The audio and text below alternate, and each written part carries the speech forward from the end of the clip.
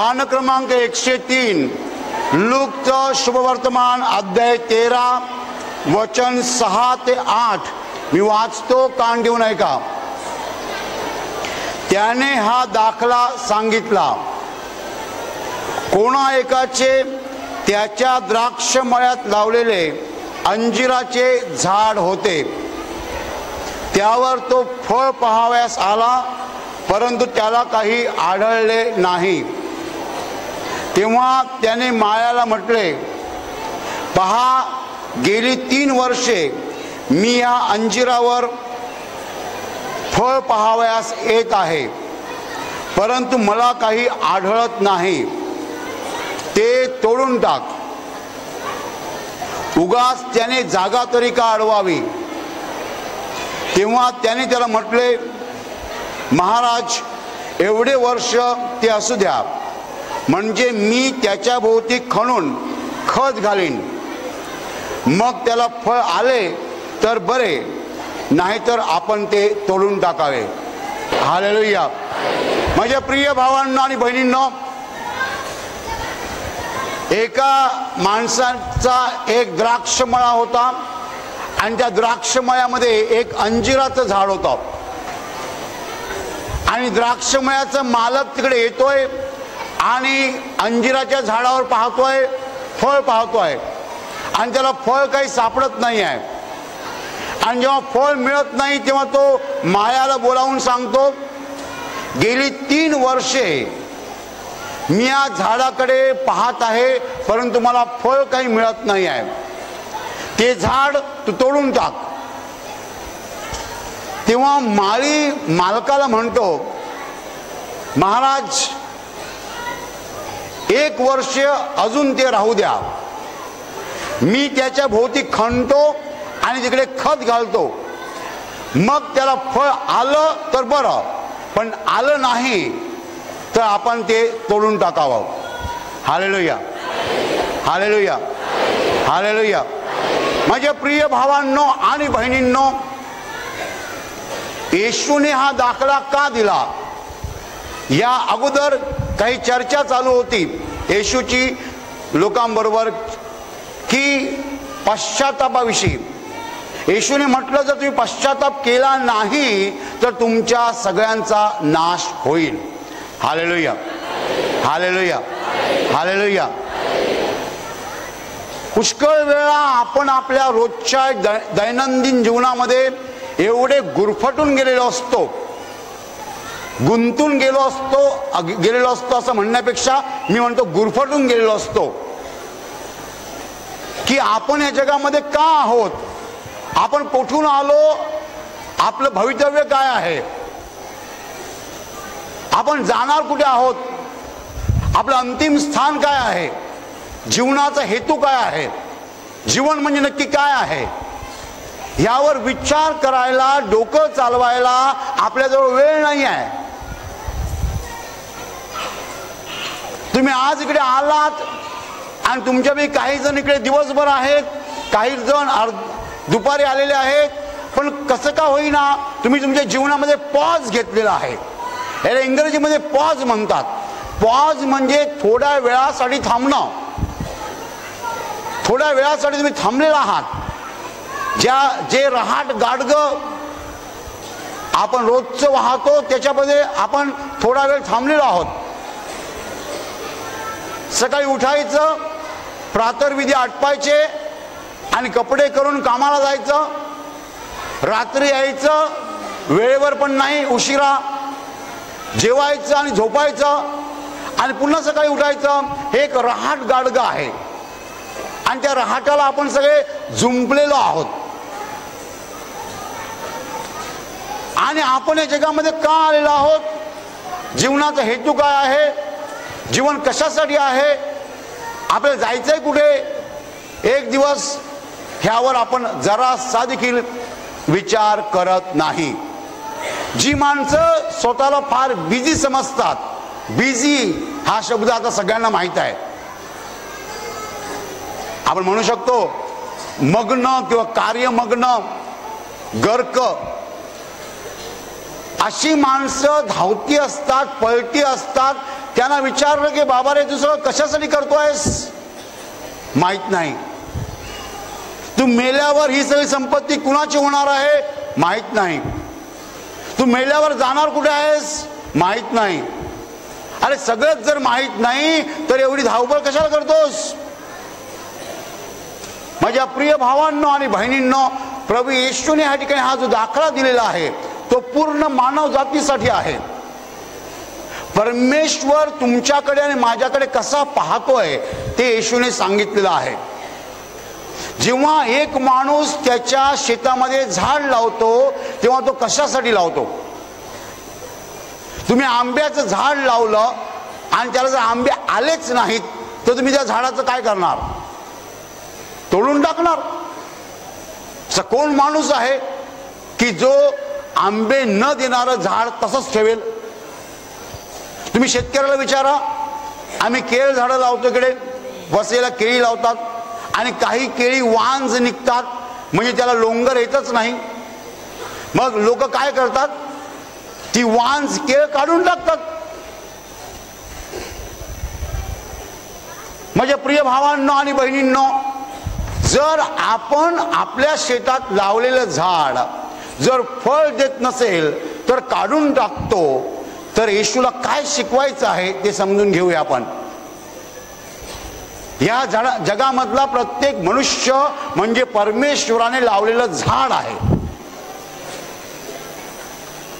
या जगातला प्रत्येक मनुष्य म्हणजे परमेश्वराने लावलेलं झाड आहे.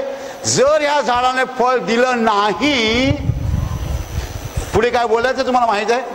मी पुढे काय बोलणार तुम्हाला माहित आहे? माहित आहे तुम्हाला?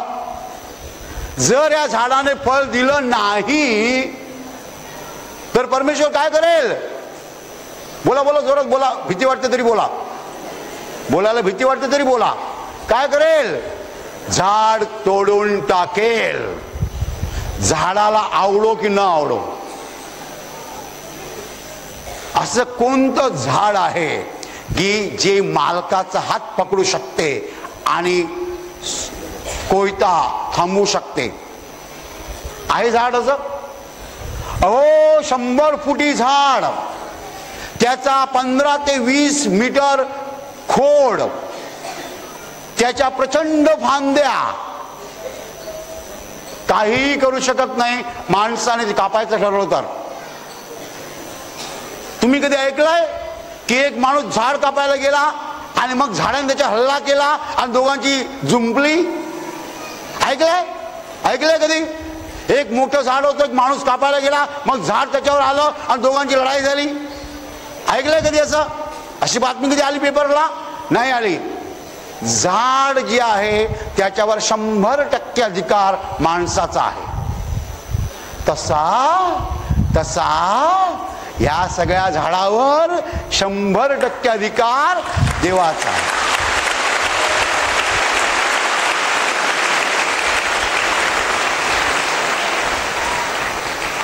झाड किती मोठं असो, केवढंही मोठं असो, झाड माणसाचा हात पकडू शकत नाही आणि कोयता थांबवू शकत नाही. त्याप्रमाणे आपण सगळी झाडं आहोत. आपल्यावर त्याचा पूर्ण अधिकार आहे. पूर्ण पूर्ण पूर्ण शब्द महत्वाचा आहे की मानवी जीवनावर परमेश्वराचा संपूर्ण अधिकार आहे. माझ्या प्रिय भावांनो आणि बहिणींनो, ज्या क्षणाला तुम्ही म्हणाल की माझ्या जीवनावर परमेश्वराचा 100% अधिकार आहे, त्या क्षणाला तुम्ही खरे श्रद्धावंत होता.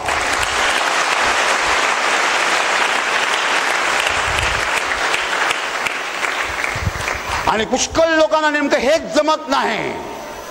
नेमकं हेच जमत नाही. काय जमत नाही? देवाला संपूर्णपणे शरण जाणं. Accept God totally totally and absolutely totally. परमेश्वराला पूर्णपणे स्वीकारणं.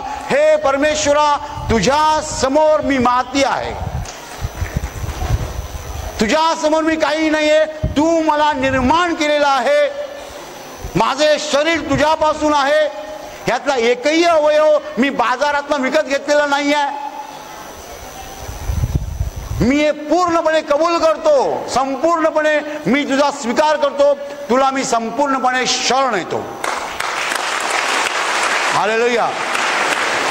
माझ्या प्रिय भावांनो आणि बहिणींनो, मी जे आतापर्यंत बोललो ती सगळी पार्श्वभूमी होती, प्रस्तावना होती, सिनेमातला इंडियन भाग होता. आता माझं प्रवचन खरं सुरू झालेलं आहे आणि ते असं आहे, कान देऊ नये का, तुम्हाला आणि मला मेल्यानंतर स्वर्गात घ्यायचं की नाही घ्यायचं हे पूर्णपणे देवावर अवलंबून आहे.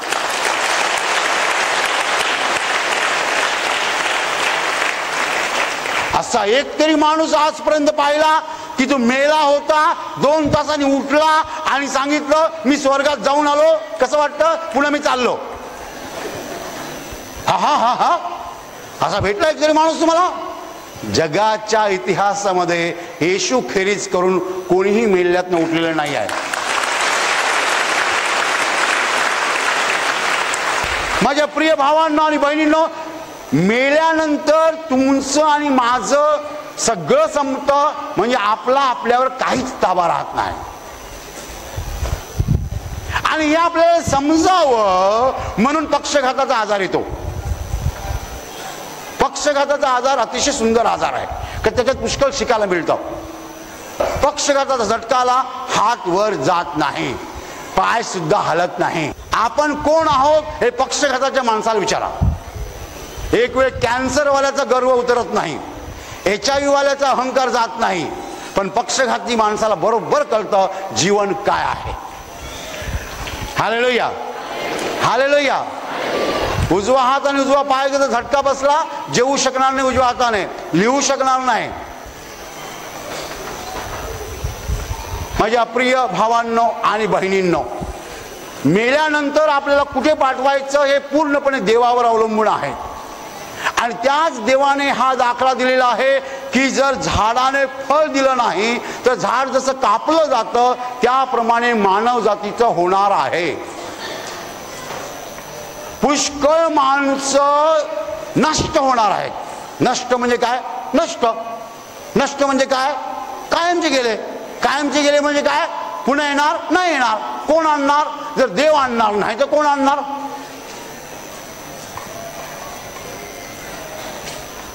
कधी विचार केला याच्यावर? कधी माणूस विचार करतो? घाम गाळून कष्ट उपसून रात्रीचा दिवस करून पुष्कळ माणसं आज या जगामध्ये माया गोळा करत आहेत. कधी कधी वर्तमानपत्र देतो कोटींच्या कोटी उड्डाण गोळा करतो पैसा, 10 कोटी 20 कोटी 100 कोटी 200 कोटी. आज कुठे नेणार हा सगळा पैसा? डोळे मिटल्यावर नाही हात हलणार, नाही पाय हलणार, नाही डोळे हलणार, सगळं बंद. जर पश्चाताप केला नाही तर तुम्हा सगळ्यांचा नाश होईल. शब्द माझे नाही आहेत, शब्द येशूचे आहेत. माझ्या प्रिय भावांनो आणि बहिणींनो, देवाला माणसाकडनं काय पाहिजे ते नीट समजून घ्या, उमजून घ्या, जाणून घ्या. ते तुम्हाला कळो. तुमच्याकडनं आणि माझ्याकडनं देवाला काय पाहिजे? काय पाहिजे? आपण आपला पाप मार्ग बदलायला पाहिजे. आपण आपला कुमार्ग बदलायला पाहिजे. आपण आपली वाकडी चाल बदलायला पाहिजे. आपण आपलं तिरकं वर्तन बदलायला पाहिजे. आणि आपण परमेश्वराच्या चरणाशी यायला पाहिजे आणि सरळ चालायला पाहिजे. सरळ चालायला पाहिजे. देवाला आवडेल असं जीवन जगायला पाहिजे. आपल्याकडे पाहिल्यावर देवाला आनंद वाटला पाहिजे. तुम्ही लावलेलं झाड जेव्हा फळ देतं तेव्हा तुम्हाला कसं वाटतं? तुम्ही तुमच्या घराच्या शेजारी जर एक झाड लावलं, लिंबूचं झाड लावलं आणि ते लिंबूचं झाड जर फळाने भरून गेलं, ती लिंबू बघून तुम्हाला कसं वाटतं? बरं वाटतं ना? त्याप्रमाणे आपल्या जीवनाकडे पाहिल्यावर देवाला बरं वाटलं पाहिजे.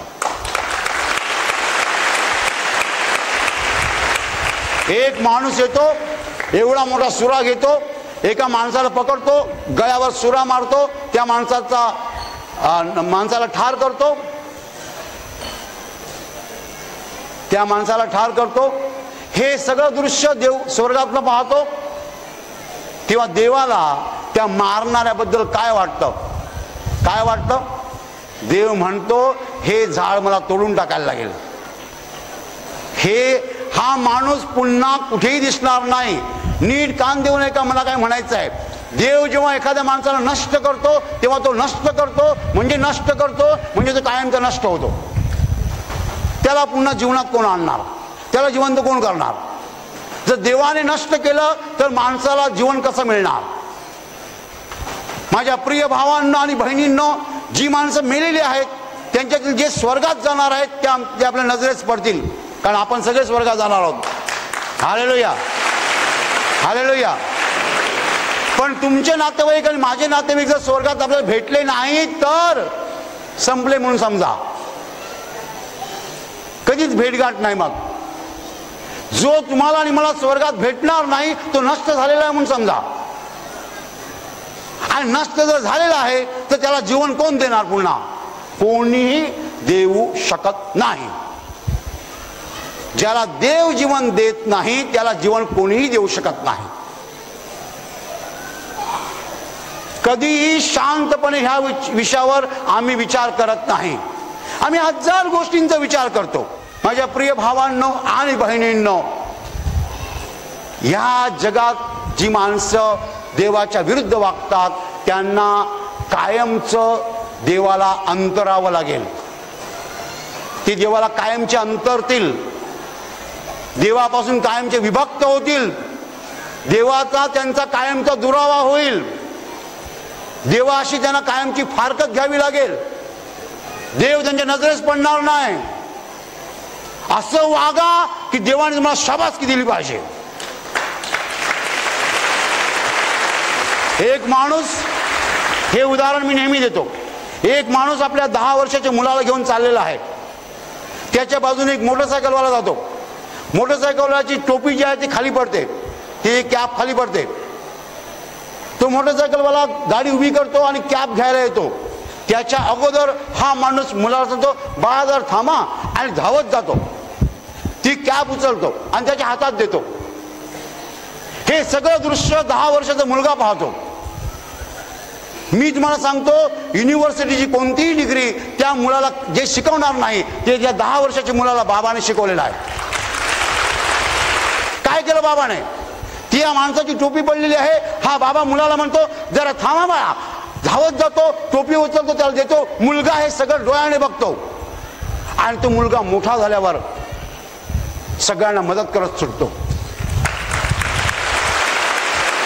माझ्या प्रिय भावांनो आणि बहिणींनो, पुष्कळ लोकांना असं वाटतं की मी कसाही वागू शकतो, मला कोणी पाहत नाही किंवा मला विचारणारा कोण आहे.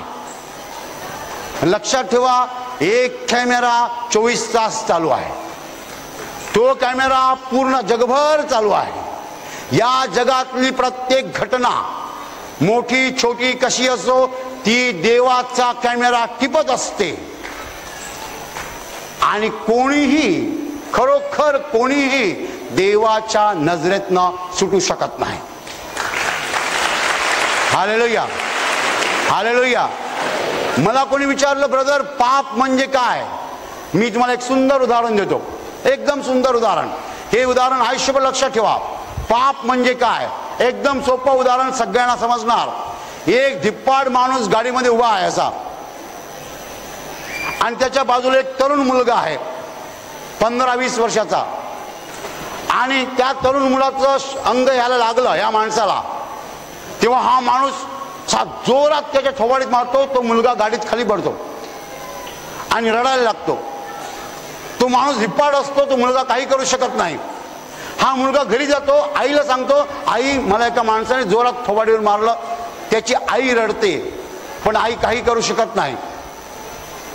हा धिप्पाड माणूस घरी जातो आणि घरच्यांना सांगतो, आज एकाला असा फटकावला ना, आज एकाला असा फटकावला ना.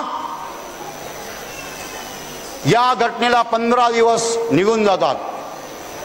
15 दिवसानंतर त्याची मुलगी त्याला घरामध्ये येते, पप्पा पप्पा. हा माणूस मुलीकडे बघतो, मुलीला सांगतो, मीना मीना इकडे ग. मीना तुझ्या उजव्या गालावर मला काहीतरी मला सफेद सफेद दिसतं. जा आणि आरशात बघ. ती जाऊन आरशात बघते. पप्पा माझ्या गालावर पांढरा डाग आलेला आहे. पप्पा म्हणतात कपडे कर, लगेच डॉक्टरकडे चाल, पैसे भरपूर आहेत. हा माणूस आपल्या मुलीला घेऊन डॉक्टरकडे जातो. डॉक्टर मुलीला बघतो. डॉक्टर म्हणतात मी औषध देतो. औषधं घेतली. 15 दिवस 1 महिना डाग पूर्णपणे मोठा झाला. पूर्ण गाल पांढरा. एक गाल फक्त, दुसरा गाल तसाच आहे. आणि मग हा माणूस हवालदिल होतो. हवालदिल फार सुंदर शब्द आहे. कसा होतो? हवालदिल. काय करायचं कळत नाही. हिंदीमध्ये ते लोक परेशान म्हणतात, आपण मराठीमध्ये हैराण म्हणतो. हैराण होतो. अजून एका डॉक्टरकडे. डॉक्टर म्हणतात आम्ही आमचे प्रयत्न करतो, यश येणं आमच्या हातात नाही. अजून 2-3 महिन्याने काही फरक पडत नाही. डाग तसाच राहतो. आणि मग कुणीतरी जर सांगतं वसईला भुईगावला एक आशीर्वाद प्रार्थना केंद्र आहे, तिकडे लोक बरे होतात. आणि हा माणूस इकडे येतो. असा विपाड ना, बघतो तर इकडे सगळी बावळट माणसं आहेत.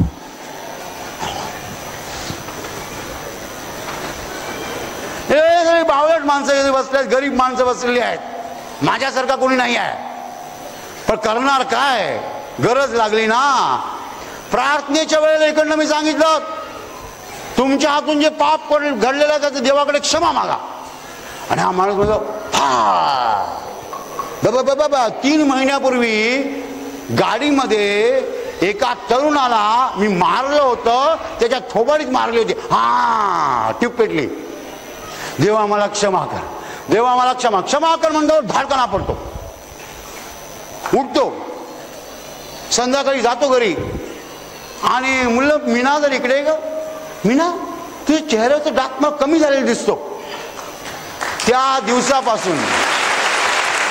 दिवसापासून तो डाग कमी कमी होत जातो. आणि 15 दिवसामध्ये डाग पूर्णपणे नष्ट होतो.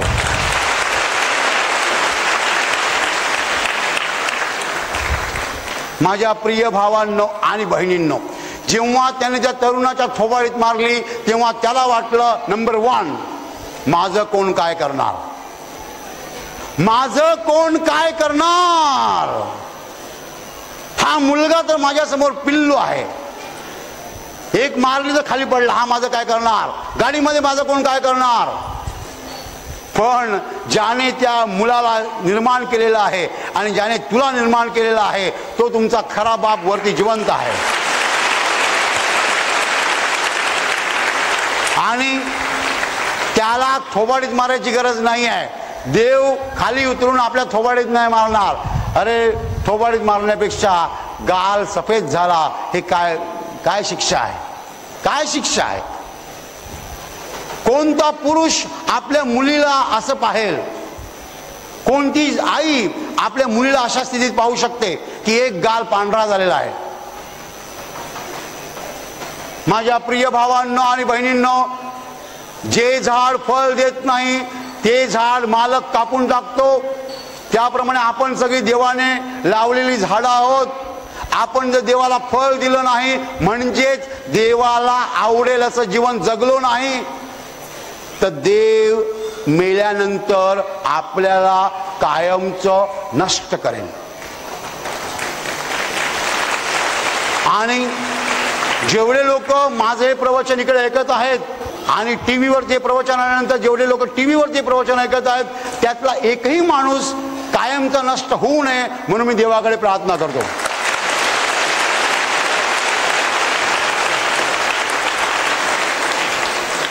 माझ्या प्रिय भावांनो आणि बहिणींनो, आपण आपला मार्ग बदलावा ही देवाची इच्छा आहे. आपण पश्चाताप करावा ही देवाची इच्छा आहे. आपल्या जीवनातलं पाप आपण काढून टाकावं ही देवाची इच्छा आहे. आपण मागे फिरावं ही देवाची इच्छा आहे. आणि कुठेतरी आपण भानावर यावं, शुद्धीवर यावं ही देवाची इच्छा आहे. जो माणूस पाप करतो तो भानावर नाही आहे. जो मनुष्य पापबंधनात अडकलेला आहे तो माणूस शुद्धीवर नाही आहे. देवाची इच्छा आहे की आपण शुद्धीवर यावं आणि आपण देवाकडे वळावं, मागे फिरावं. परमेश्वराच्या चरणी रमावा, परमेश्वराकडे प्रार्थना करावी, परमेश्वराची आराधना करावी, प्रार्थनेचा मार्ग अवलंबवा, सैतानाचा हिंसेचा मार्ग सोडून द्यावा. Hallelujah, hallelujah, hallelujah. जर ह्या झाडाने फळ दिलं तर होय, आणि नाही फळ दिलं तर ते झाड कापण्यात येईल, तोडण्यात येईल. हे वचन या जगातल्या प्रत्येक माणसासाठी लागू आहे. भले तो अमेरिकेला जन्मलेला असो की जपानला जन्मलेला असो, रशियाला जन्मलेला असो की चीनला जन्मलेला असो, जगात जिकडे जिकडे माणूस आहे त्याला हे वचन लागू आहे. आणि म्हणून आपल्या सगळ्यांना भानावर यायची गरज आहे. आपण जर भानावर आलो नाही तर आपला कायमचा नाश होईल. आजार म्हणजे चिमटे आहेत, चिमटे.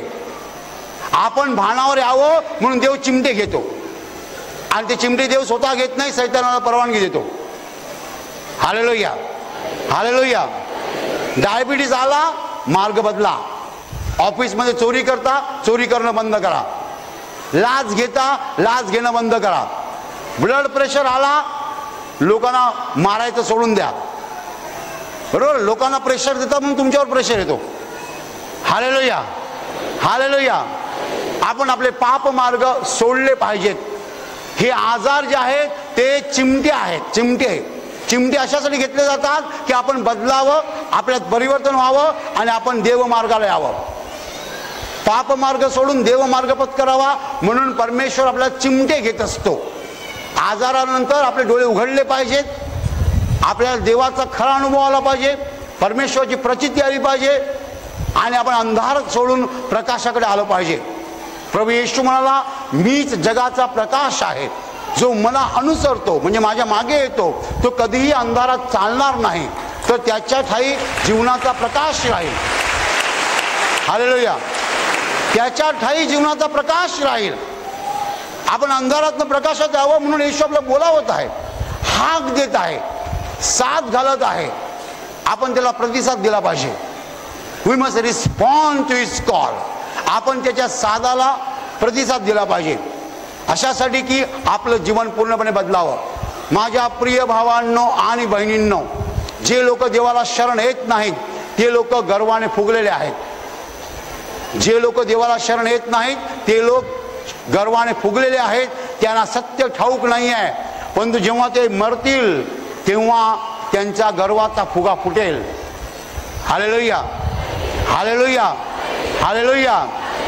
टायटॅनिक नावाची मोठी बोट जेव्हा तयार झाली तेव्हा टायटॅनिक बनवणाऱ्याला विचारण्यात आलं, तुला या बोटीविषयी काय वाटतं? तेव्हा टायटॅनिक बनवणारा म्हणाला, स्वर्गातला देव जरी खाली आला तरी या बोटीला काही होणार नाही. बोट निघाली आणि बोट एका धक्क्याने पूर्णपणे खलास झाली. जगाचा इतिहास सांगतोय. बोटीच्या उत्पादकाने सांगितलं होतं की स्वर्गातला देव जरी खाली आला तरी बोटीचं काही होणार नाही आहे. पहिल्याच फेरीत बोट खलास झाली. एक नास्तिक लोकांची सभा चालू होती.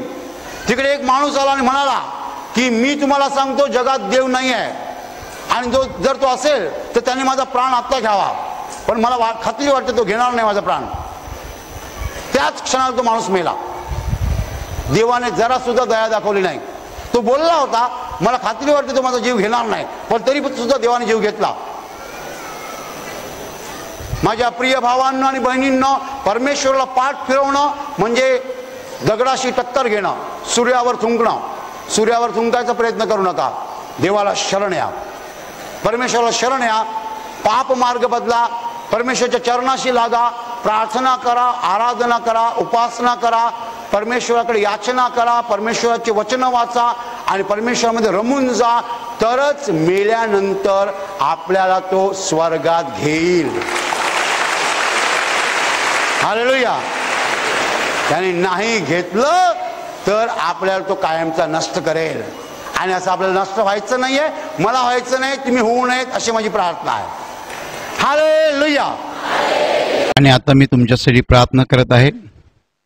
तुमचे डोळे मिठा आणि तुमच्या शरीराच्या ज्या भागाला आजार आहे त्या भागावर हात ठेवा.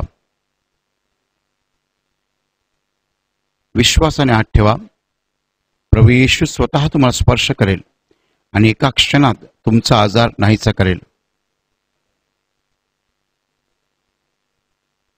तुमच्या शरीरातील प्रत्येक आजार प्रभू येशूच्या पवित्र नावात नष्ट हो.